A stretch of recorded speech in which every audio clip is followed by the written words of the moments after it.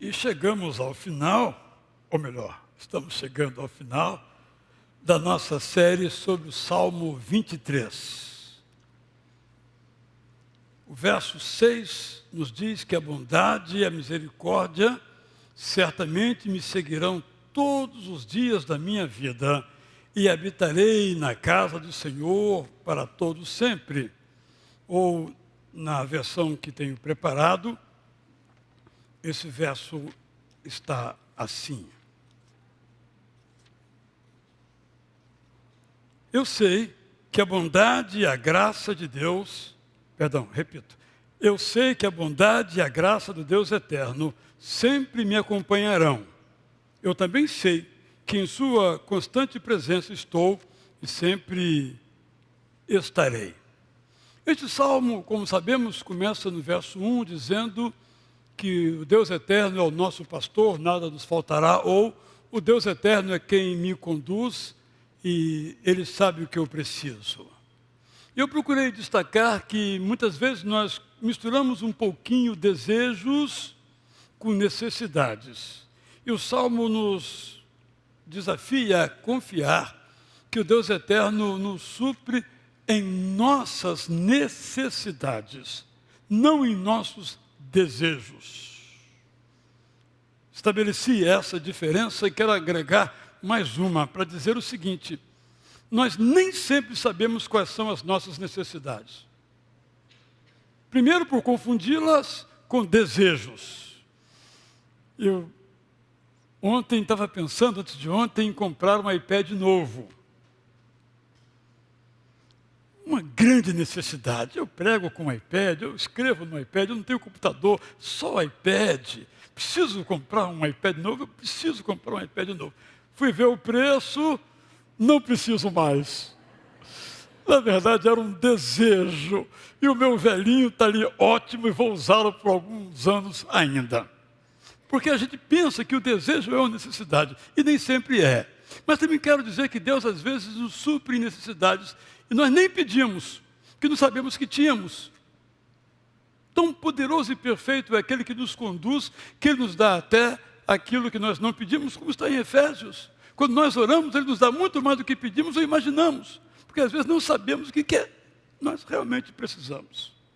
Depois nós, seguindo no verso, encontramos a realidade de Deus eterno que nos conduz, e no final voltamos a esse mesmo aspecto, e depois lemos que quando passamos pelo vale da sombra da morte, Ele também está conosco ali. E na minha paráfrase eu disse que às vezes nós vamos para o vale da sombra da morte por nossas próprias decisões e escolhas.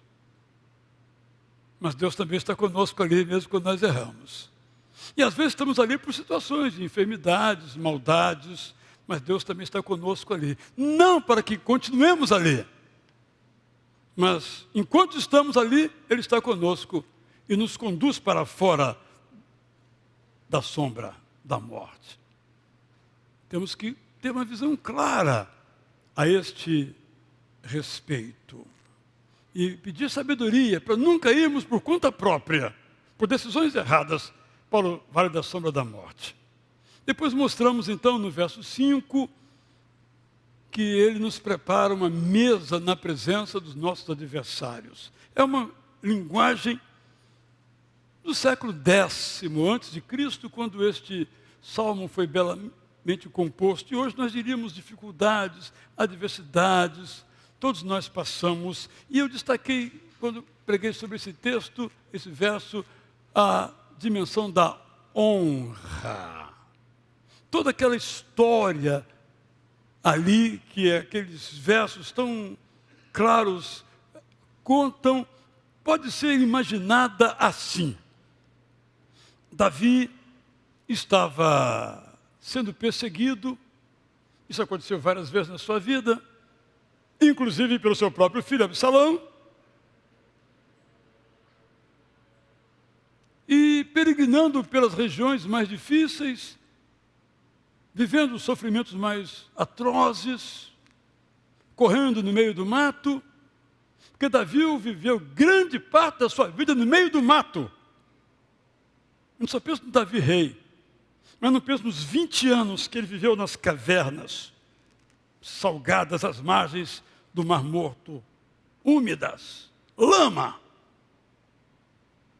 como um doido, como um maluco. Você está em Samuel, né? Essa história. Então, talvez pudéssemos imaginar que numa dessas circunstâncias, Davi fugindo de um inimigo aqui, um filisteu ali, um Absalão mais adiante, um Saul, sentou lança contra ele, ele encontrou uma cabana no meio do nada. É a imaginação. Vou entrar. Não sei o que vai ser de mim, mas não posso continuar como estou. Fugindo, cansado, morto de fome e de sede, vou entrar. Quando ele entra, o dono da festa o recebe. Repito, é a imaginação. Davi, então, procura um lugarzinho bem longe da mesa central, para ficar bem escondidinho ali, respirando ofegantemente. Mas o dono da festa diz: ei, Davi, vem cá. Aí o Davi, todo tremendo, chega perto dele, senta aqui e lhe dá a cabeceira da mesa. Senta aí, Davi. É isso que ele diz: prepara uma mesa para mim na presença dos meus adversários. O desonrado, o maluquinho, é agora honrado. E a festa se torna a festa de Davi. A honra. Nós todos precisamos ser honrados. Eu preciso ser honrado. Você precisa ser honrada. Todos precisamos de honra. E às vezes fazemos maluquices para ser honrados. Mas a honra que realmente importa é do dono da festa. A honra que vale a pena é quando Deus olha para nós e diz: ei, Israel, aprovado. Nota 10, menino. Porque essa é verdadeira. As honras que nos dão, sejam aplausos ou palavras, amanhã, se fizermos alguma coisa que desagrade, viram vaias. Mas quando a honra vem de Deus, é para sempre. E eu e você temos que viver de um modo em que Deus olhe para nós e diz: bom está, homem e mulher, fiel a mim. A vida é sua. Vem cá, vamos para a festa. Essa é a honra que realmente vale a pena. Então chegamos ao versículo final. Esse texto, realmente para nós é de difícil entendimento, penso eu, na versão tradicional. Repito, bondade e misericórdia certamente me seguirão todos os dias da minha vida. Não é preciso interpretação, é só aplicar, receber e aplicar. Mas habitarei na casa do Senhor, no hebraico Bait Yavé, para todo sempre. Bem, acho que ninguém aqui quer morar aqui na igreja, quer? Acho que não é um desejo de ninguém. Mas o que está dizendo aqui é que no templo é o lugar, na cultura hebraica, da presença completa de Deus. No templo Deus se revelava. No templo Deus mostrava a sua presença. Tanto é que às vezes saía fumaça, de tão forte era a sua presença. Quando Salomão dedica o templo, segundo Crônicas capítulo 7, fiz a tradução esta semana desse texto, foi muito interessante que eu gastei algumas horas por causa de um pequeno problema. Os sacerdotes não conseguiam entrar no templo. Por quê? Eu tive que pesquisar longamente para entender por quê. Porque a fumaça da presença de Deus era tão intensa que eles não conseguiam enxergar, não tinham como ter acesso. Então, isso é o templo. Na cultura hebraica, é o lugar da presença de Deus. Quando chega, ofusca tudo.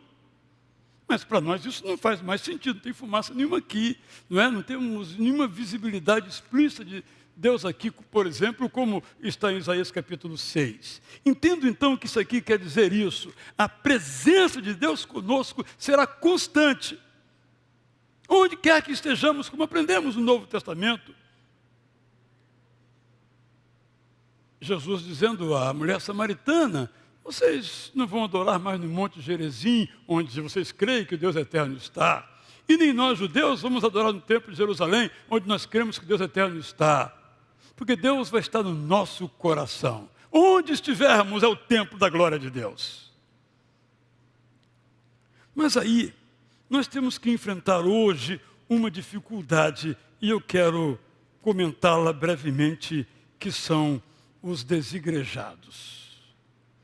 Recentemente, quando estive num certo encontro, numa empresa de comunicação no Brasil, eles me fizeram duas perguntas, entre outras. Uma foi: como é que os jovens atuam na igreja? Eles estão na igreja, estão participando da igreja? Foi a primeira pergunta. Participam? E a segunda pergunta foi: e os desigrejados? Esse termo já transcendeu os nossos muros e frequentam os vocabulários de pessoas de fora dos nossos arraiais. Há muitos anos escrevi um livro que não usa a palavra desigrejados, não era naquela época utilizada, chamada Gente Cansada de Igreja. De fato, eu quero dizer que esse é um desafio para nós. E gostaria de dizer algumas coisas aos desigrejados, que não é o seu caso, mas quem sabe alguém que esteja conosco à distância, alguém que vai ouvir essa mensagem. Há muitas razões. Eu comecei a enumerar e parei, mais de 50 razões, porque as pessoas se desigrejam. Não quero entrar aqui nas razões. Eu quero pedir desculpas se nós os maltratamos. De fato, nós às vezes maltratamos as pessoas em nome de Deus. Porque quando eu maltrato em meu nome, a pessoa se recupera. Mas quando eu maltrato em nome de Deus, é difícil haver uma restauração. Então, nós como igreja, eu estou falando aqui, devemos pedir perdão àqueles a quem nós maltratamos. Até um livro já foi lançado com esse título: Feridos de Deus. A gente sabe que essa é uma realidade. Também penso que devemos, desigrejados, alguns deles, desculpas se nós perdemos a conexão com eles. Eu citei no primeiro culto uma situação em que uma pessoa me mandou duas perguntas numa mesma. Uma era, porque eu publiquei um verso de Timóteo, em que o apóstolo Paulo diz, na versão brasileira da palavra: eu não me incomodo com as mulheres ensinando na igreja, desde que não maltratem, desde que não queiram subjugar os homens. E ela disse assim: eu nunca consegui entender esse assunto. Pode me ajudar? Não respondi ainda. E a outra foi, eu acho que já respondi, não ela, mas através de uma outra mensagem, que é sobre Deus ciumento e vingativo. Estou falando de falta de conexão. Então, quando você abre essa Bíblia que você tem aí, e ela diz que, capítulo 1, que Deus, verso 1, que Deus é ciumento e vingativo, ou vingador. Algumas pessoas dizem: esse não é o meu Deus. Isso é fácil da igreja. Mas a Bíblia diz isso? Essa semana eu tive um momento epifânico. Quando fui traduzir, então, exatamente eu vou levando em conta as necessidades da pregação e outras, não é? E compreendi uma coisa essencial. Compreendi que o profeta está dizendo ao povo de Israel do Sul: a Síria está aí. A Síria é poderosa, ameaçadora, totalitária, selvagem. Esse é o dado, essa é a realidade. Vai passar o trator. Mas, só que o texto começa depois do mas, que não está na Bíblia. O Deus eterno é ou Senhor, né? Yahvé, é ciumento e vingativo. O que quer dizer isso? Eu entendi o seguinte, então, a Síria está aí, não está aí? Ok. Mas sabe de uma coisa? Deus é ciumento. Ou seja, Deus ama você de um modo tão profundo que tem ciúme de você e você pode contar com Ele que a Síria não vai ter poder sobre você. Mas a primeira parte, que não está no texto, nos ajuda a entender o texto.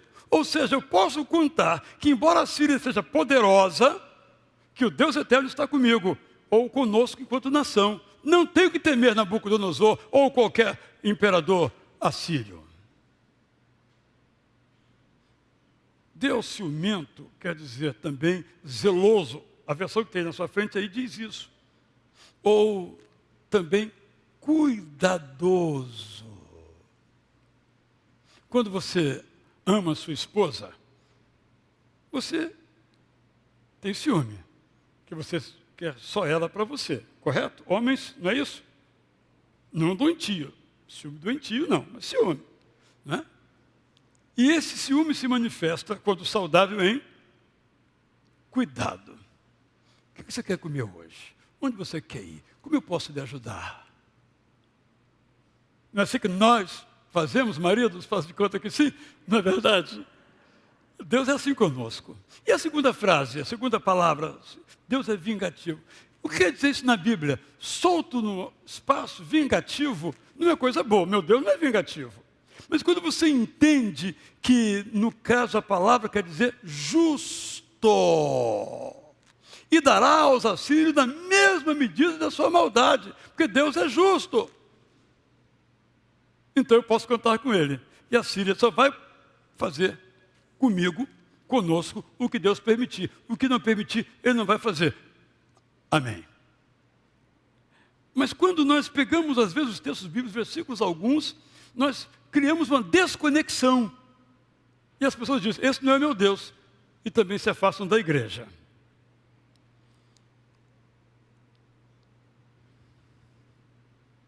Penso que algumas pessoas também saem da igreja, porque a igreja às vezes promete o que não pode prometer. Por exemplo, uma igreja perfeita. Um dia desses, uma pessoa falou comigo, estou chateada com você. Disse, por quê? Muito minha amiga, porque eu fiz aniversário, você só me estendeu a mão. Você não me abraçou. Está correta na queixa. Prometo no ano que vem me lembrar disso, caso eu me lembre, mas aquele já passou, né? Eu estou só brincando para dizer o seguinte. Às vezes nós queremos que a igreja seja perfeita. Muitas pessoas saem da igreja quando descobrem o óbvio, que ela não é perfeita.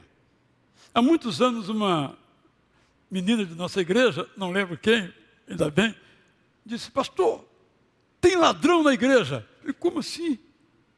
Eu deixei a minha Bíblia no banco e roubaram a minha Bíblia. Falei, tinha o seu nome? Não. Então, esquece, perdeu.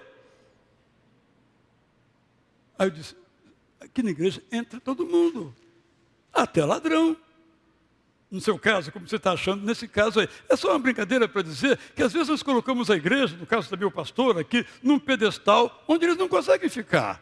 Porque nós somos todos humanos, imperfeitos. Em nossas palavras, no que fazemos, naquilo que nós não fazemos. E eu quero então dizer assim, volte para a igreja se você é um desigrejado ou uma desigrejada.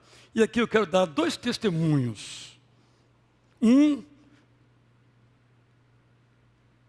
sobre uma pessoa e outra sobre mim mesmo. Um testemunho. Nós temos aqui em nossa igreja uma irmã muito dedicada. É realmente impressionante a dedicação dela. Não tem feriado, não tem nada. Ela está presente conosco. Essa irmã é professora, doutora, de uma das mais importantes universidades do mundo. Essa irmã dá concertos apreciadíssimos no mundo da arte. Mas aqui entre nós, ela é apenas Tamara. E eu sei, e vou dizer isso, porque já ouvi da sua família isso. Ela é isso, sabe, graças a quem? A Deus. Através de quem? Da igreja. É isso que eu quero destacar. Ouso dizer, aí por minha própria conta, que a Tamara não seria a gigante que é, se não fosse a igreja.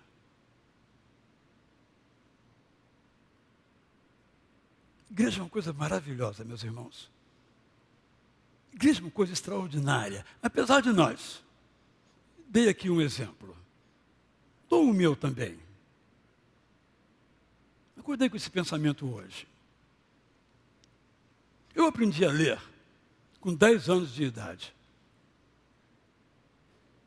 E devo ter uns 130 livros publicados. Eu não sei quantos.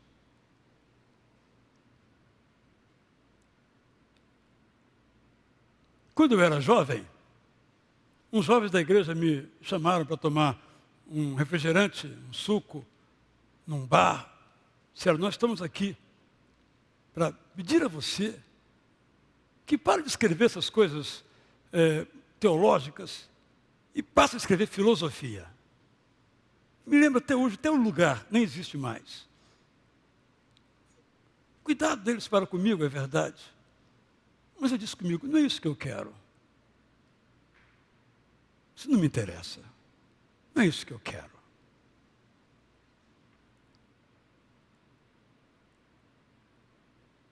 Então, eu não tenho a menor dúvida. Tudo que eu sou, não sou muito, mas sou alguma coisa, eu devo à igreja. Menino lá em Campo Grande, Desembaelhado 1, 2, 3, ali eu aprendi a amar a Bíblia e a estudar a Bíblia. O mais lindo livro da história, o mais profundo, mais majestoso livro. Sempre amei esse livro desbragadamente. Onde é que eu aprendi isso? Na igreja. Até o meu estilo literário é bíblico. Mesmo quando escrevo sobre outros assuntos, eu devo tudo à Bíblia. Que eu aprendi na igreja.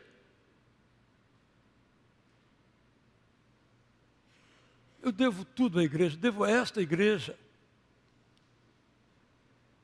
Devo a essa igreja as melhores coisas que eu já fiz, como a Bíblia Bom Dia, o Livro da Esperança, e agora a Bíblia Prazer da Palavra. Eu devo a esta igreja.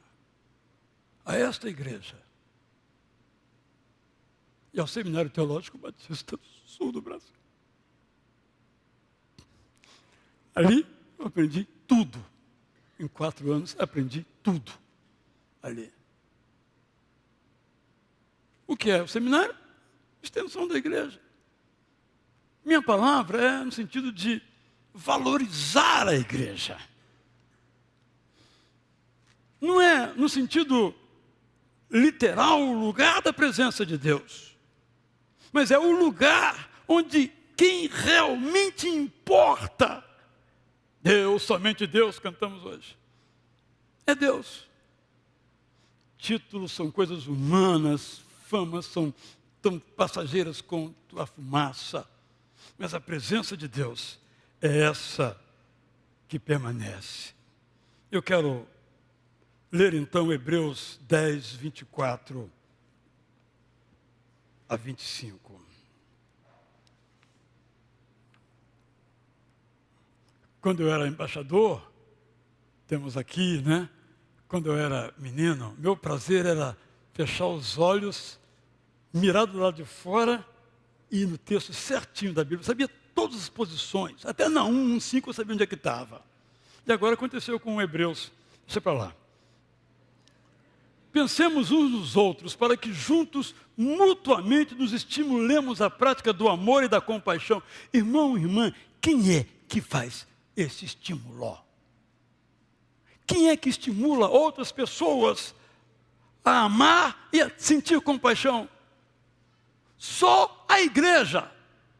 Ninguém mais. Nem escola, nem governo, nem partido, ninguém mais. Só a igreja. Como não vou amar a igreja? E o autor desconhecido, não é autor aos Hebreus, não sabemos quem escreveu essas linhas, diz ainda: não nos afastemos da igreja reunida como alguns fazem. Antes, continuemos juntos e nos fortaleçamos uns aos outros, porque o final dos tempos se aproxima. A igreja é a providência de Deus para que nós sejamos felizes, saudáveis, estou usando cada palavra com muito cuidado aqui, e prósperos, na perspectiva de Deus. A igreja é a agência da sabedoria divina em nossas vidas. A igreja é a agência da soberania de Deus nas nossas vidas. A igreja é a agência da santidade para as nossas vidas. Não cremos que Deus more na igreja. Nem temos o desejo de morar na igreja. Mas tomamos a igreja como um símbolo da presença de Deus. Quando estamos nela, somos capacitados pelo Espírito Santo a viver na presença de Deus, onde quer que estejamos. Se há algo que falta neste mundo, são homens e mulheres que vivem sempre na certeza da presença de Deus. Quando Deus é admitido nas nossas vidas como sempre presente, Ele nos guia e conduz. A presença de Deus, quando por nós consentida e percebida, nos ensina e nos encoraja. Quando Deus está realmente presente em nossas vidas, Ele nos desafia e às vezes nos tira do conforto em que nos encontramos. Nos corrige para termos uma vida com mais qualidade. Traduzi também essa semana Deuteronômio capítulo 6. Infelizmente eu não consigo ir numa sequência, eu tenho que ir, como eu disse, tratando dos compromissos. E ali um texto belíssimo, muito bonito, é uma liturgia de repetições. E fica muito claro, toda a Bíblia, mas no capítulo 6 de Deuteronômio fica muito claro o seguinte: quer ser feliz? Obedeça aos mandamentos.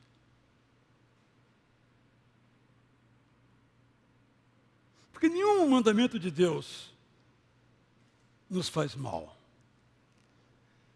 Faz-nos mal desobedecer.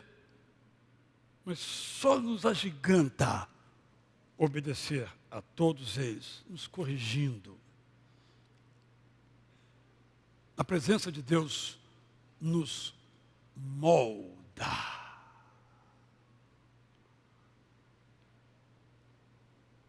Pincela o nosso jeito de viver. Às vezes convertendo nossos desejos e alterando as nossas vontades. Onde aprendemos isto? Você já sabe a resposta. É na igreja que diz: siga a sua vida segundo os ensinos da palavra de Deus. Vou usar uma frase aqui mais para os jovens. Se você for inteligente, leia e siga a Bíblia. Eu não tenho a menor vergonha, onde quer que eu esteja, de ser identificado como alguém que obedece à Bíblia. Zero problema. Porque, na verdade, perdoe-me que eu vou dizer, eu tenho até pena de quem segue a Bíblia. Sabe nada da vida, porque aqui está tudo sobre a vida. É um livro realmente fora do comum. De certo modo, é a própria presença viva escrita de Deus conosco. É assim que termina o Salmo 23, esperando que todas as reflexões possam ajudar você a viver a verdade do Salmo 23, 1, que é explicado nos versos seguintes. Que o Deus eterno nos guia. Meu desejo é que a sua vida seja guiada, então, pelo Deus eterno. Mas sendo bem prático agora, eu quero lhe fazer um convite antes da música final. Eu não sei se você já leu a Bíblia quantas vezes. Talvez muitas.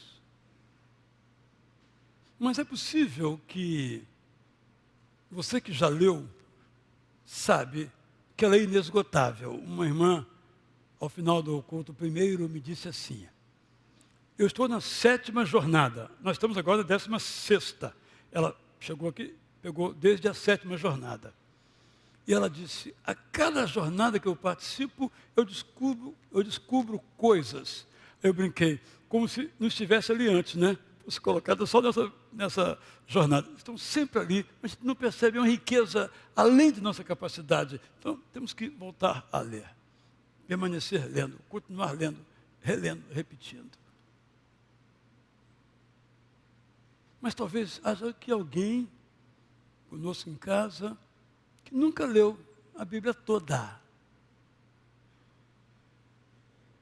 Eu quero lhe convidar a, no seu coração, dizer: no próximo biênio 2025-2026, eu vou começar, vou continuar e vou completar a leitura de toda a Bíblia. Esse livro não tem adjetivo, qualquer um é pobre para classificá-lo.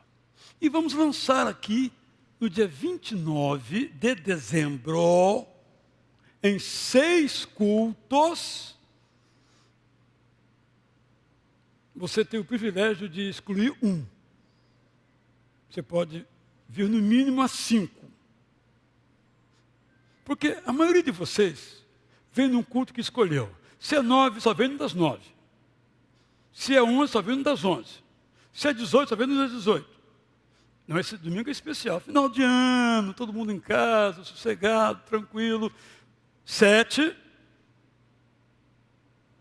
9, 11,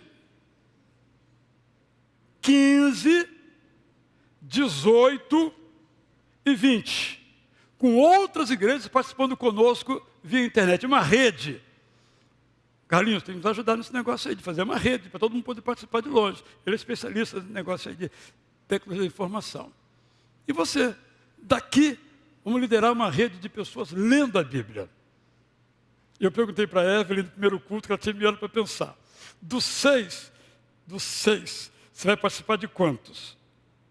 Não, você deu tempo para pensar agora? Você já teve tempo de responder, meia hora. Não. Então, eu vou responder para você, 5.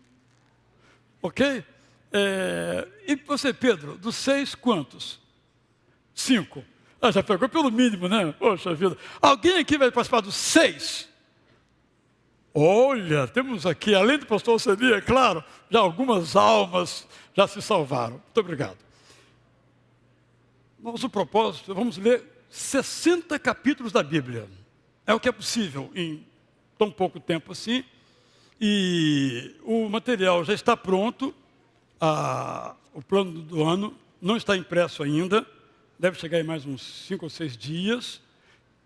Será gratuito o PDF.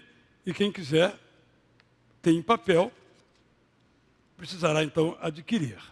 E também vou publicar, se Deus quiser, um livro contendo 100 textos sobre a bondade de Deus. Gênesis, Apocalipse, 100. Mas vamos ler só 60 desses 100, por falta de tempo. Você que é de alguma outra igreja aí, fala com o seu pastor para ler com a gente. É um símbolo, né, gente? Não é uma maratona de símbolo para expressar o nosso grande amor por Deus e então por sua palavra. Meu desejo, portanto, é que todos sejamos não bibliólatras, mas bibliófilos, amantes do mais lindo livro já escrito, porque nasceu no coração de Deus. Estamos juntos? Então vamos ficar em pé e vamos cantar. Estou empolgado. Vamos juntos. A Bíblia é empolgante. É uma coisa, como se dizia antigamente, do arco da velha. É bom demais.